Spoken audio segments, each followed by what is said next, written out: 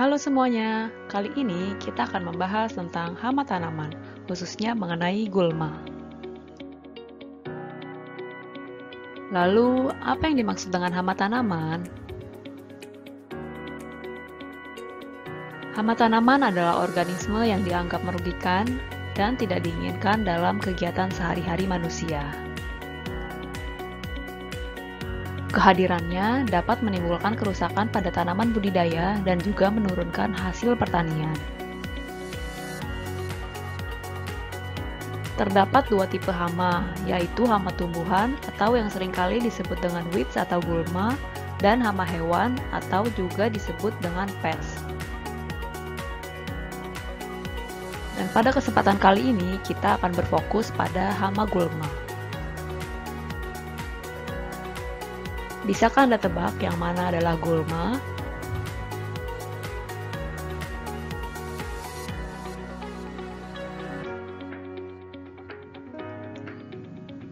Ya, tumbuhan yang dilingkari ini adalah gulma yang tumbuh pada habitat sawah pada tanaman padi.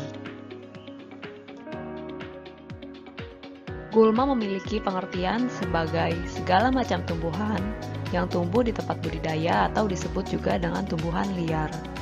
Gulma memiliki karakteristik yang utama yaitu tumbuh dengan cepat, sehingga keberadaannya terkadang menekan tanaman budidaya. Berikut adalah beberapa permasalahan yang akan timbul jika ada gulma. Yang pertama adalah terjadinya kompetisi sumber daya antar tanaman. Sebagai tanaman, gulma juga memerlukan air, nutrisi, dan cahaya untuk tumbuh dan berkembang. Keberadaan gulma di antara tanaman budidaya dapat menurunkan kemampuan tanaman dalam menyerap air dan nutrisi.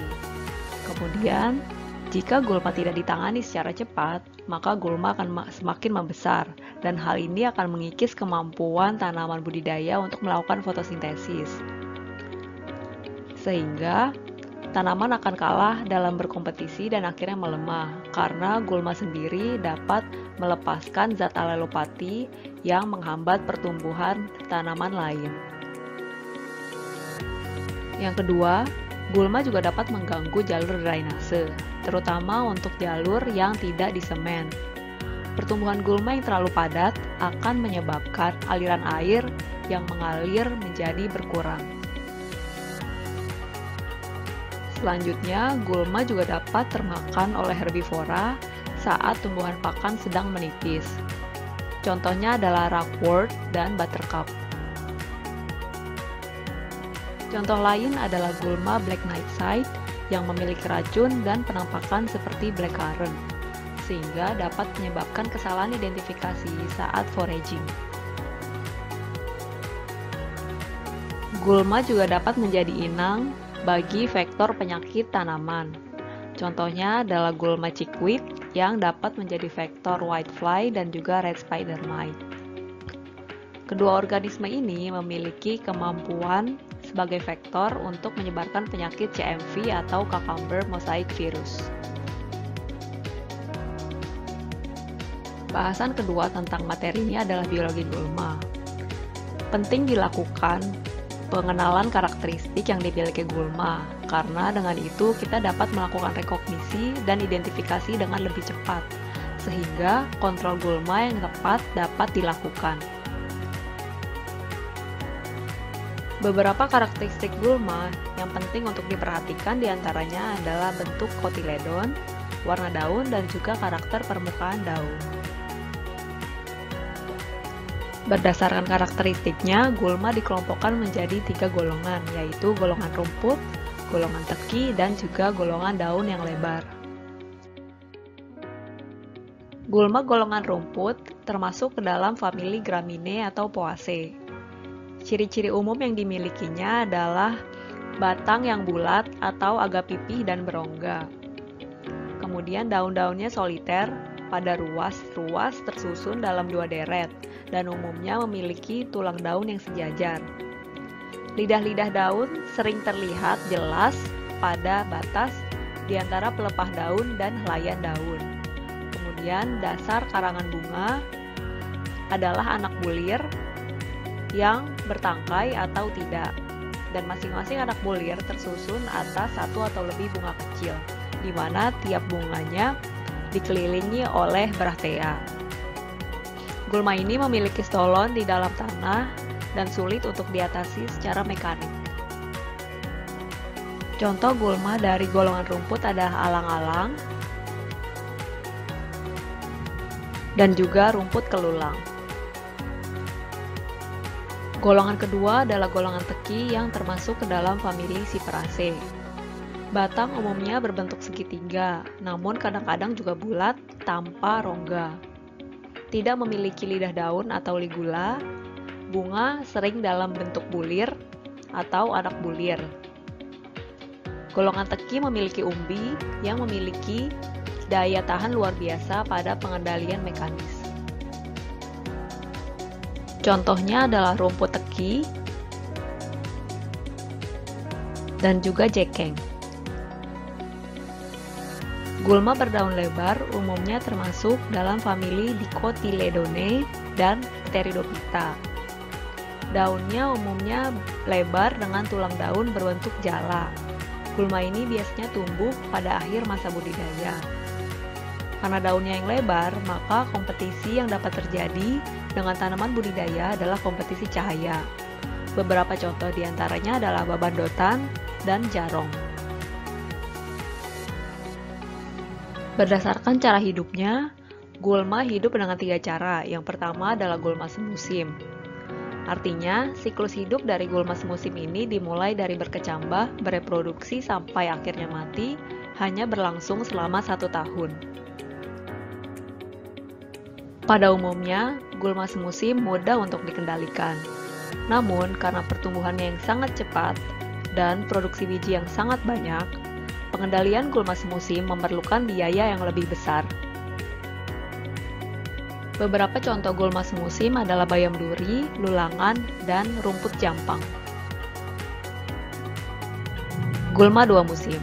Gulma 2 musim umumnya memiliki siklus hidup lebih dari 1 tahun, namun tidak lebih dari 2 tahun. Pada tahun pertama, gulma ini menghasilkan roset, dan pada tahun berikutnya roset ini akan berbunga dan menghasilkan biji hingga akhirnya mati. Beberapa contoh dari gulma 2 musim adalah gobo, waga-waga, dan bunga mulein. Terakhir adalah gulma menahun atau gulma yang memiliki siklus hidup tahunan, bahkan lebih dari 2 tahun. Jenis gulma ini kebanyakan berkembang dengan biji. Gulma tahunan dapat menyesuaikan diri dengan lingkungan, misalnya pada musim kemarau, jenis gulma ini seolah-olah terlihat mati karena bagiannya yang mengering. Namun, bila ketersediaan air cukup, gulma dapat bersemi kembali. Beberapa contoh diantaranya adalah rumput kerinting, rumput teki, dan juga alang-alang. Berdasarkan habitat tumbuhnya, gulma dibagi menjadi 2 kategori, yaitu gulma air dan gulma daratan. Gulma air adalah gulma yang umumnya tumbuh di air, baik mengapung, tenggelam, ataupun setengah tenggelam. Gulma air dapat berupa gulma berdaun sempit, lebar, ataupun teki-tekian. Contohnya adalah eceng gondok, eceng padi, dan ki ambang. Sedangkan gulma daratan adalah gulma yang tumbuh di darat, antara lain di tegalan atau perkebunan. Jenis gulma daratan ini tumbuh di perkebunan dan sangat bergantung pada jenis tanaman utama, jenis tanah, jenis iklim, dan pola tanam. Beberapa contoh diantaranya adalah babandotan, lalampuyangan, dan alang-alang. Berikut adalah beberapa cara yang dilakukan gulma untuk melakukan penyebaran biji. Yang pertama adalah dengan ledakan seed pod. Beberapa tumbuhan memiliki seed pod yang dapat meledakkan biji jika dipicu dengan kontak sentuhan atau kontak air. Salah satunya adalah Himalayan balsam. Gulma ini biasanya tumbuh di dekat air dan tepian sungai. Yang kedua, khusus untuk karakter biji yang memiliki bentuk seperti parasut dan ringan. Gulma jenis ini dapat menyebar dengan mudah dengan bantuan angin. Misalnya adalah groundsel dan dandelion. Yang ketiga, melalui air. Air juga dapat menjadi media penyebaran biji beberapa spesies gulma yang tumbuh dekat dengan aliran sungai. Jika sudah terbawa air, maka biji akan berkecambah pada waktu yang tepat atau memungkinkan. Contoh gulma jenis ini adalah dandelion dan chickweed. Selanjutnya adalah melalui pelekatan. Gulma yang memiliki karakter biji seperti ini dapat melekat pada hewan dan baju manusia. Dan yang terakhir, melalui agen penyebar biotik. Biji gulma dapat termakan oleh agen penyebar seperti burung, kelelawar, dan juga monyet. Berbagai macam biji ini dapat bertahan pada sistem pencernaan hewan dan dikeluarkan melalui feses. Saat kondisi yang memungkinkan untuk berkecambah, biji dapat tumbuh di tempat barunya. Terakhir, kita akan membahas tentang cara-cara untuk mengendalikan gulma. Pengendalian gulma yang paling baik dilakukan adalah saat tahap seedling. Artinya, seedling masih dalam berbentuk tunas, karena pada tahap ini kerusakannya masih sangat kecil pada tanaman budidaya, sehingga keberadaannya mudah untuk diberantas. Namun, jika dalam tahap seedling tetap dibiarkan tumbuh, kehadirannya akan sangat masif dan menyebabkan kompetisi sumber daya dan dapat menekan pertumbuhan tanaman budidaya. Pada tahap seeding ini, kita dapat melakukan kontrol fisik dan juga kontrol kimia. Beberapa usaha yang dapat dilakukan dalam pengendalian gulma adalah secara fisik. Pengendalian secara fisik dilakukan dengan sterilisasi tanah. Dengan melakukan sterilisasi tanah, maka risiko penularan penyakit dapat ditekan. Beberapa cara yang dapat dilakukan adalah dengan menyangrai tanah dan memberikan H2O2 pada tanah. Usaha pengendalian fisik lainnya adalah dengan pemulsaan. Hal ini dilakukan dengan menambahkan lapisan di permukaan tanah seperti sisa tanaman atau plastik. Hal ini dilakukan untuk mengkonservasi air, menjaga kelembaban tanah, mencegah erosi, dan juga menghambat pertumbuhan gulma. Terakhir adalah melakukan pengendalian fisik dengan mencabuti gulma pada tahap seedling. Tahap ini dapat dilakukan dengan cangkul atau sekop berbentuk garukan sehingga pertumbuhan gulma dapat sedikit terhambat. Selain secara fisik, pengendalian gulma juga dapat dilakukan dengan menggunakan bahan kimia, yaitu herbisida. Pengaplikasiannya dapat dilakukan pada semua tahapan pertumbuhan, sebelum gulma muncul, sebelum germinasi, dan bahkan saat sudah berdaun. Namun, perlu diperhatikan bahwa penggunaan herbisida ini dapat menyebabkan resistensi gulma dan juga berdampak buruk bagi kesehatan manusia. Berikut adalah literatur yang digunakan dalam pembuatan materi ini.